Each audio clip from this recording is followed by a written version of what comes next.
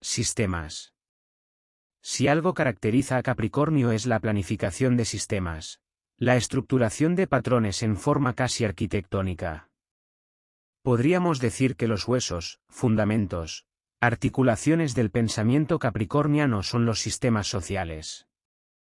Recuerdo que en el año 2011, allá por septiembre, comencé un camino por las provincias occidentales de Argentina, Salta, La Rioja, Mendoza y Río Negro, bajando los Andes hacia el sur. Todo ello preparando la energía del territorio para el encuentro 11 y 11 en noviembre de ese mismo año en Capilla del Monte. Cuando llegué a Mendoza, me dirigí a la Concagua, a la base, y me senté frente a la montaña en el lago Espejo, aunque el mismo estaba cubierto de nieve aún. Medité mirando fijamente la montaña, y un ser apareció, una voz femenina cuya voz solo he oído unas pocas veces más en mi vida.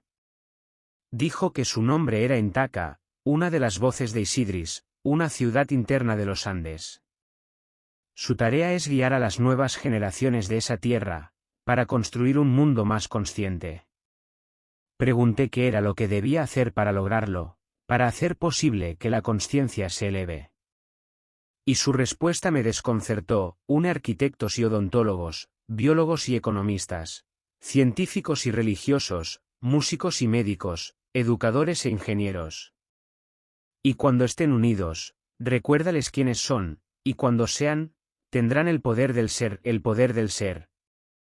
Pregunté. Y su voz susurrando me dijo: ontocracia. Soy, del griego ontos, participio del verbo eimi, ser, es decir, que describe la cualidad de ser, ente, entidad. Y del griego kratos, poder. Ontokratos, ontocracia, es el poder del ser. Yo entendí en ese momento que la finalidad de lo que hacía no tenía que ver con la espiritualidad, sino que lo espiritual era un camino interno para construir un ser coherente que se manifieste como ciudadano responsable. Y entonces me mostró la lógica de todo, la fractalidad universal. Solemos llamar a las partes de una sociedad como organismos sociales o sistemas. También nos referimos al pueblo como cuerpo social. Un país, pues, es como un cuerpo físico, y sus sistemas son los órganos. Me dijo que uno de los grandes conflictos humanos es que viven la realidad desde la utopía, es decir, desde el mundo de las ideas. A veces parece que los seres de otras dimensiones tenemos más noción de la Tierra que aquellos que la habitan día a día, me dijo. Probablemente por la ley de correspondencia y polaridad, los de la materia solemos proyectarnos en lo sutil como objetivo, y los sutiles se proyectan a lo denso como camino. Así, los seres vivos nos movemos por conceptos idearios, y los seres celestiales se mueven por voluntades manifestadas. Esto funcionaría si en lugar de poner expectativas, fuéramos conscientes. Entonces me dijo la clave: pasar de la ideología a la biología. Vivir aquí y ahora es un concepto real, no espiritual, más aún si contemplamos que espiritual significa aquel que tiene la cualidad de respirar. Todos los que respiramos, buscamos al espíritu en las ideas, en las utopías, negación, y topos, lugar, es decir, un lugar inexistente, sin fundamentos. Sin embargo, el espíritu está en los pulmones y bronquios, en el corazón que distribuye el oxígeno, en las venas y arterias. Y la misma acción de respirar es la que nutre las células y todo el sistema nervioso. Somos el espíritu no es una idea, es biológico. Por ello dijo, que en la interacción de distintas áreas de conocimiento, se encontrará lo orgánico. Un cuerpo no tiene presidente, no tiene jerarquía, es una estructura interconectada de organismos autorreferenciados. El éxito de la evolución no es un sistema jerarquizado ni representativo, ello ha fracasado siempre en la historia de la Tierra. Las plantas, los insectos, los hongos, los animales, toda la naturaleza funciona orgánicamente, y la sociedad humana, creyéndose superior, buscó estructuras inorgánicas que no hacen más que convertirse en un cáncer regenerativo, una y otra vez. Esto me hizo entender que mi tarea, mi misión, propósito, no son la espiritualidad. Es recordar la cualidad innata de lo espiritual en lo humano, recordándonos que somos células en un cuerpo, y que si nos autorreferenciamos, lograremos construir un cuerpo real, un cuerpo biológico, la más avanzada tecnología que jamás se haya podido inventar en el universo. Y este era el momento, pues un cuerpo funciona por redes, tejidos, y este es el tiempo de las redes. Y por ello, era necesario volver a conectar la red consciente. Soy lógico. Entonces, para lograrlo, hay que respirar profundo, y conectarse al espíritu. Y para hacerlo, hay que atravesar el primer sistema humano que rodea a la idea, la religión. Uno de los temas más complicados, pues es de los primeros sistemas generados en la cultura humana, y de los más difíciles de trascender. ¿Por qué? Vayamos a los por qué. ¿Te acuerdas de aquel homínido que se puso de pie tomado de un árbol en el bosque, mirando al horizonte para divisar el siguiente árbol en la sabana? Sí. Por su experiencia en el bosque, sabía que los árboles dan frutos, y esto generó una creencia. Pero cuando el bosque dejó de dar frutos, necesitó lanzarse a la búsqueda de nuevos árboles. En su creencia existía la idea de que posiblemente, en otro bosque, encontraría frutos, y esto le llevó a comunicarse con otros que opinaban lo mismo aún sin saber si sería así. Despertaron, pues, el sentido de la fe. La fe, la confianza, en que había algo más allá del horizonte. Y su necesidad les llevó a moverse, avanzar, y cada día esperaban poder encontrar ese árbol con sus frutos. Así nació el concepto de esperanza, la cualidad de la espera. En la tradición, los homínidos comenzaron a compartir la idea de que más allá del horizonte, había un árbol que tenía frutos para todos, y su esperanza y fe crecieron en la búsqueda de aquel árbol. Todos, humanos y animales, podían nutrirse de sus ramas y raíces. Era una idea alucinante que movilizó a los primeros humanos a poblar todo el mundo, buscando aquel famoso árbol del que todos hablaban. Le llamaban el árbol de la vida. Pero nunca nadie le encontró. Entonces, un día, uno de ellos miró a los cielos, y vio las estrellas, y cómo las mismas parecían colgar de algo, de una conexión invisible. Entonces, con su imaginación, pensó, ¿y si ese árbol no está en la tierra, y si las estrellas son los frutos de ese árbol cósmico? Entonces empezaron a ver los cielos. Y entendieron que había 6 ramas y 6 raíces, y que a lo largo de ellas, el sol y la luna danzaban en un orden específico. Pudieron medir los ciclos, y manejaron el tiempo. Ahora sabían lo que vendría, sabían qué esperar, y aprendieron a prepararse para el invierno mucho antes de que llegue, a construir sabiendo las necesidades de cada momento. Y entendieron que este árbol les estaba entregando otro tipo de fruto, el conocimiento. Así le llamaron árbol del conocimiento. Decían que todos éramos semillas de este árbol divino. Las semillas se activaban a la luz de la luna, y florecían a la luz del sol. A la noche, le llamaron la madre que gesta la semilla en el útero de la tierra fértil, y al día le llamaron el padre que guía a expandirse por el territorio. La fe y la esperanza fueron depositadas en el cielo y las semillas de agua que venían de él en forma de lluvia. Así el agua se volvió vehículo de la vida espiritual. Donde hubiera un oasis, un pozo de agua fresca, sería un lugar sagrado. Y los pueblos en desarrollo comenzaron a proteger estos pozos de agua fresca y pura, construyendo templos a su alrededor, cuidando el agua que provenía del cielo y que permanecía en la tierra. Las estrellas enviaban su luz a la materia. Atertumti. ¿El cielo en la tierra? Los pueblos rodeaban los aljibes, y compartían el agua en comunidad. Se bañaban en ella para volverse divinos, dándose los baños de luz. Defendían el agua, la luz hecha materia. Todos estaban unidos, conectados al agua y a la vida que emanaba de ella. Los chamanes y sabios Homo sapiens sapiens, Describían las cualidades divinas del árbol de la vida y sus aguas internas, de las estrellas, el sol y la luna, y durante todo el período del Holoceno, desde hace 12.000 años hasta hoy, se fueron desarrollando distintas formas de contar sus atributos. Cada nuevo chamán descubría algo nuevo al beber de sus aguas y comer de sus frutos, y narraba su iluminación a los grupos. Las historias de los sabios generaban sed espiritual en los pobladores que venían a ellos a pedir consejo, hambrientos de conocimiento. Y esto fue bueno, pues fortaleció a los individuos, pues les hacía pertenecer en común unión.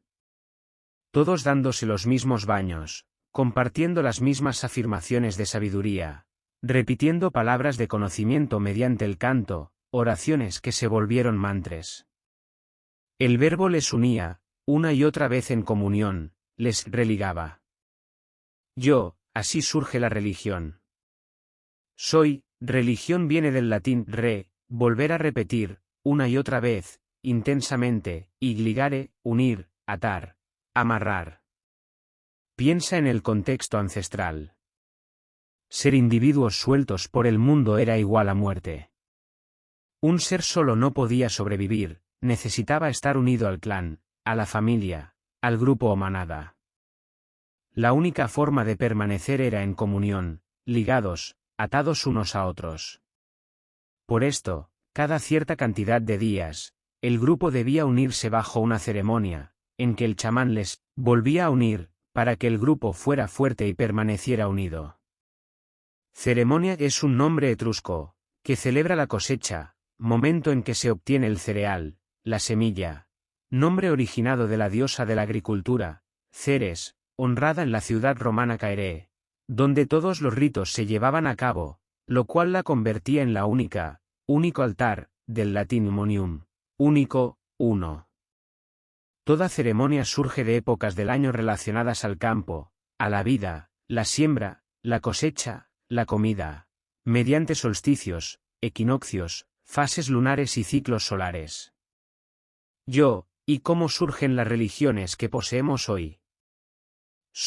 Tras siglos de repetición, cada chamán o sabio empezó a narrar la historia de una forma específica.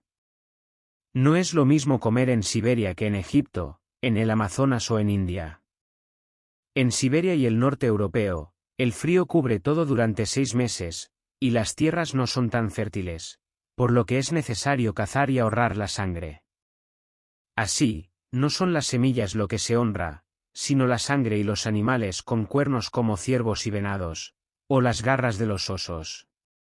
En el Nilo, todo depende de las crecidas que hacen al río fértil, y por ello sus ceremonias se relacionan al agua.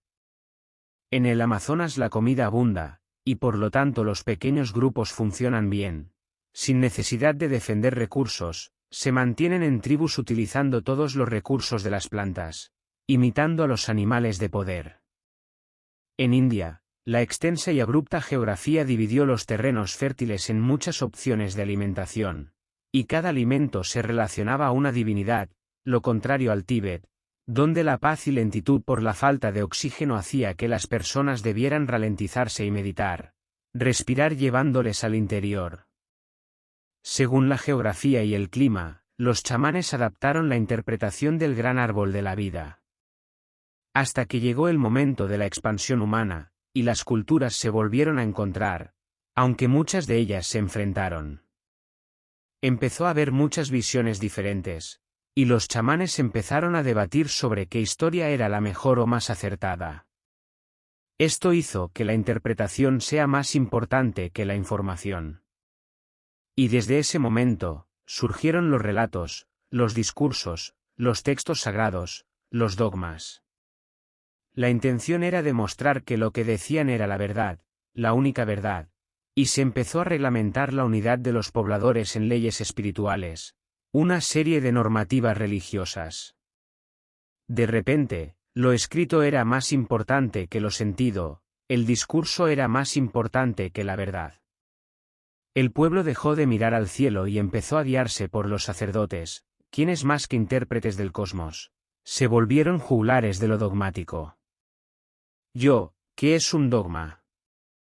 Soy una opinión. Del griego dokein, opinar. Pero esta opinión fue enseñada, mostrada como verdad, lo cual dio origen a docto, que genera palabras como doctrina, doctor, docente. La opinión se volvió una enseñanza, y dejó de ser una lectura para volverse una ley, transformando a la religión en un sistema cerrado. Todo humano necesita comer. Y la necesidad de alimento para el cuerpo generó la necesidad de nutrir el alma. Mientras el árbol de la vida nutría los cuerpos, el árbol del conocimiento nutría el alma y los espíritus. Todas las religiones del mundo surgen de las raíces y frutos de un árbol. Yggdrasil para los nórdicos, Sefirot para los hebreos, árbol del Edén para los cristianos, el baobab de los africanos, el roble celta, ceibo para los mayas, el fresno a los griegos, la higuera para los budistas, y tantos otros. Y de ellos surge Dios, pues entendieron que el árbol florece por la luz, y el día se llamaba Diu, origen de la palabra Dios. La idea de que la luz desciende al árbol haciendo florecer la vida, hizo pensar que algún día Dios podía nacer, en la consciencia de las personas, o encarnado en sí mismo.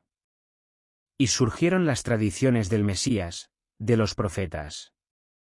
Así, los pobladores dejaron de seguir los conceptos de la naturaleza, y empezaron a diseñar la utopía divina del iluminado, del Mesías, el Salvador.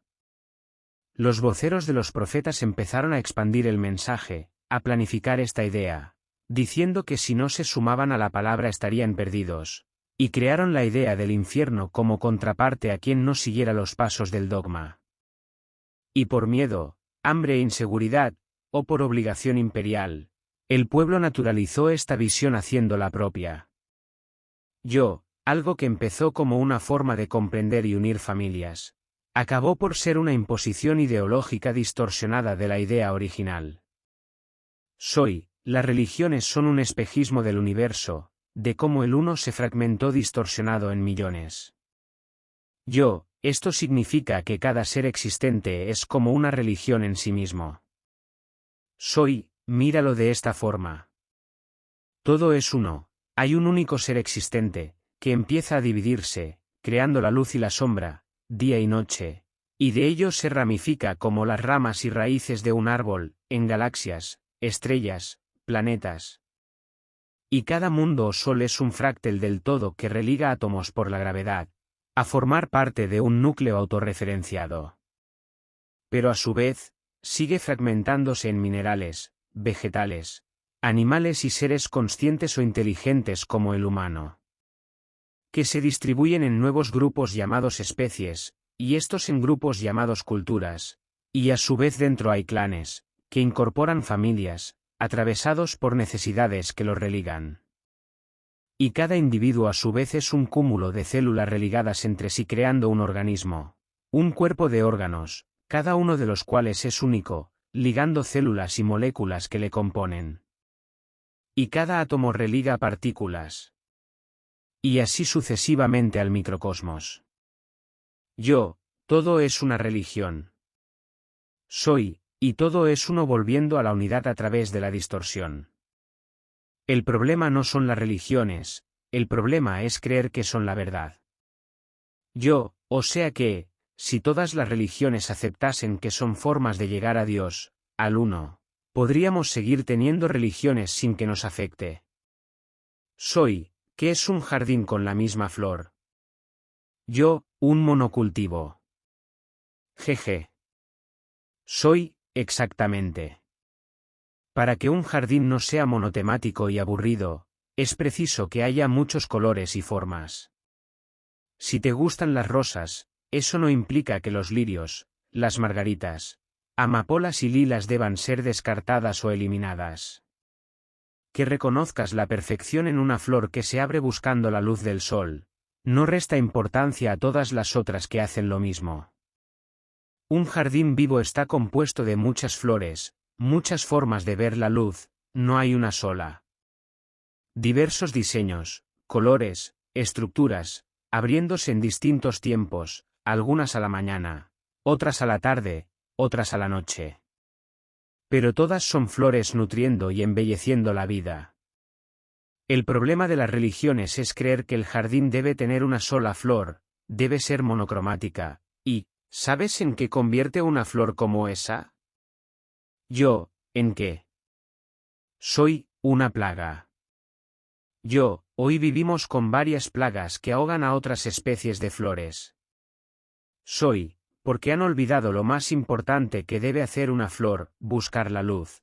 No impedir que los otros la encuentren o forzarles a que lo hagan a su manera. Es como si el girasol o la margarita forzasen al baobab o dama de noche a florecer al mediodía cuando ambas florecen en la noche.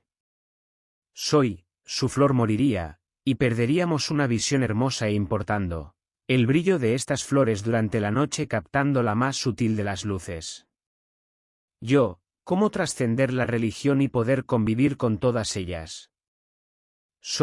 Por un lado, es necesario que se comprenda que la religión no es mala. Lo malo es creer que es la única poseedora de la verdad.